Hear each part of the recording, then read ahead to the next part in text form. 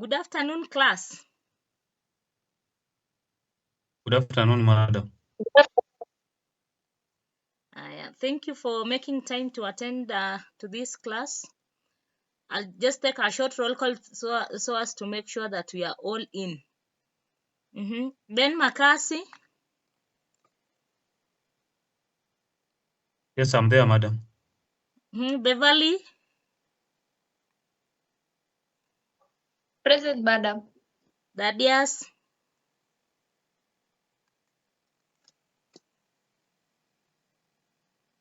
Seems like we have lost Dadias because of network, so we will continue. I'm seeing we have quorum, so our today's lesson is about hydrocarbons. So last time we learned about organic compounds, and we said that organic compounds may contain carbon, hydrogen, oxygen, and so forth. So today we are narrowing down under hydrocarbons. We are going under organic chemistry. Organic compounds. We are going to learn about hydrocarbons. So I'm hoping you can see my screen. Makasi, you can see my screen. Yes, madam. So, okay, thank you. So on my screen, I have learning outcomes. Makasi, if you can kindly help me to read our first learning outcome, the first and the second one for today. Okay, the first learning outcome is that by the end of this session, the trainee should be able to identify hydrocarbons according to the set standards. Read the second one also. The second one says that by the end of this session, the trainee should be able to name hydrocarbons according to the IUPAC system of nomenclature. Thank you very much. So that is what we expected. By the end of this session, I'll expect you to be able to identify hydrocarbons and name hydrocarbons according to the IUPAC system. So as you can see on my slide, we are going to do KLW. KLW means that you'll tell me what you know about hydrocarbons. This is not the first time you are coming across organic chemistry, so I'm assuming you have some knowledge on organic chemistry. So this one you'll just write somewhere on your notebook what you know on hydrocarbons. Then on the next column is what you want to know on hydrocarbons.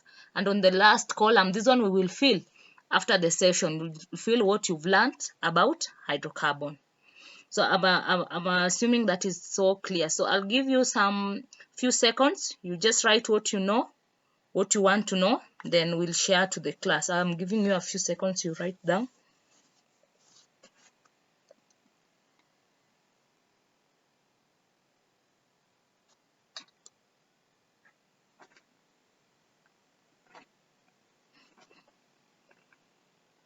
Okay, I'm hoping that you've written what you know, what you want to know. Remember the learned part, we'll do that one after the session. So maybe I can start with you, Beverly. What you've written under what you know about hydrocarbon. Anything. It can be a definition, it can be an example, anything you know about a hydrocarbon. Just one thing. Hydrocarbon, an example of an hydrocarbon is methane. It has a carbon and 4 hydrogen atoms in it. Thank you very much. So maybe I can go to Dadias. Dadias, tell me what you've written under what you want to know about hydrocarbons. Dadias, if you can hear me.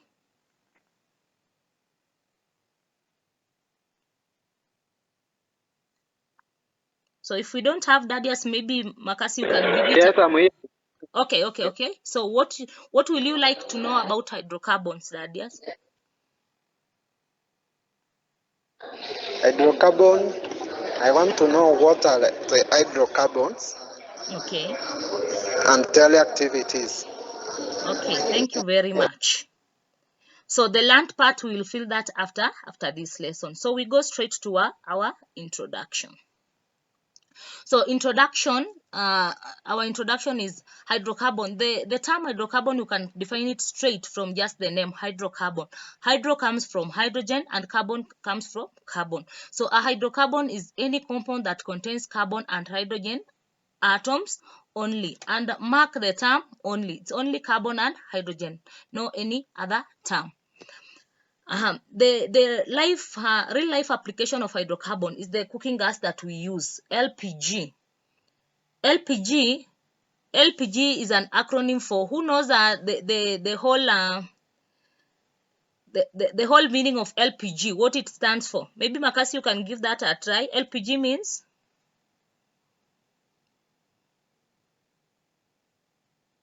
Okay, maybe just to give it a try. Okay. I think LPG means liquefied petroleum gases. Yes, liquefied petroleum gas. That's a very good trial. And these are the cooking gas that we use every other time. So ukiona kwa gas cylinder imeandikwa K-gas. K-gas is just a brand name. Total is a brand name like that. But they are all the same. They all have the same composition, which is, I think, butane. So it's just liquefied petroleum gas, as Makasi has said. So now we go to classifications. Hydrocarbons, we classify them according to how they are bonded. So the first major classification is saturated hydrocarbons. Because we have defined and said that hydrocarbons, they contain carbon and hydrogen. So saturated hydrocarbon, the carbon-carbon bond or carbon-hydrogen bonds, they just have to be single. But mostly ni carbon-hydrogen bonds, because carbon-hydrogen bond ni single too. So we have saturated hydrocarbon, they have single bonds. Then we have unsaturated hydrocarbons. The unsaturated hydrocarbon, the carbon-carbon bond will have a double or a triple bond. So as we continue with this topic, we'll come to specific examples and maybe the structure, so you'll get to understand them more. So for now, what you just have to know is saturated contains a single carbon-carbon bond, unsaturated in a contain a double or a triple carbon-carbon bond. Then we have aromatic compounds. Even that one we will discuss in detail as we go by our coursework.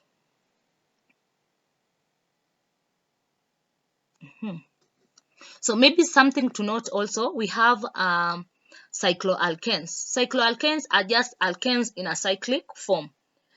The other ones, we call them straight chain. The other ones are straight chain, and these ones are cycloalkanes. We'll come into the details as we go by our coursework. So what we need to know saizi tu ni, we have saturated, unsaturated na aromatic compounds. So this is just the introduction part of it. So when we go to alkanes, and it's good to note that at least Beverly knew like an example of an alkane, and she gave us a very good example, methane.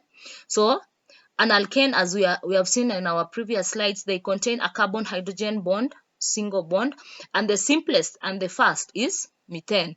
As we know from our inorganic chemistry, carbon has four valencies. So every carbon atom at any time must be bonded to 4 hydrogen atoms. So that's why we see we have 1 carbon atom here and 4 hydrogen atoms. And when you're writing this 4, it's supposed to be like a superscript, like a small 4 here, showing that we have 4 hydrogen atoms and 1 carbon atom. So that's a wrong representation there, but that's how we're supposed to write. I've given an explanation on there. So as you can see on this slide now, here we have now an example of how it looks like in can I call it, in 3D form. As you can see, we have carbon atom there as the central atoms. Then we have the orbitals, the ones that are in pink. Those are the orbitals. About the orbitals, we'll discuss them as we go by, but for now what we just want to see is the orientation. Then we have the carbon atom in gray. We have another one, another one. So they form a structure that looks like a tetra pack. A tetra pack, we can relate it to maziwa ile ya watoto wa Nyayo, the orange pack. That was a tetra pack kwa wenye walikunywa hiyo maziwa. Or I don't know, kuna juice ziko na tetra pack siku hizi. So that's the structure that the simplest alkane forms. It looks like that.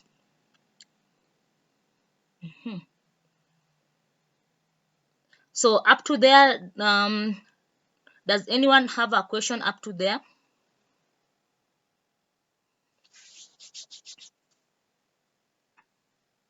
What you've not understood, what is not clear, a question, a concern, anything?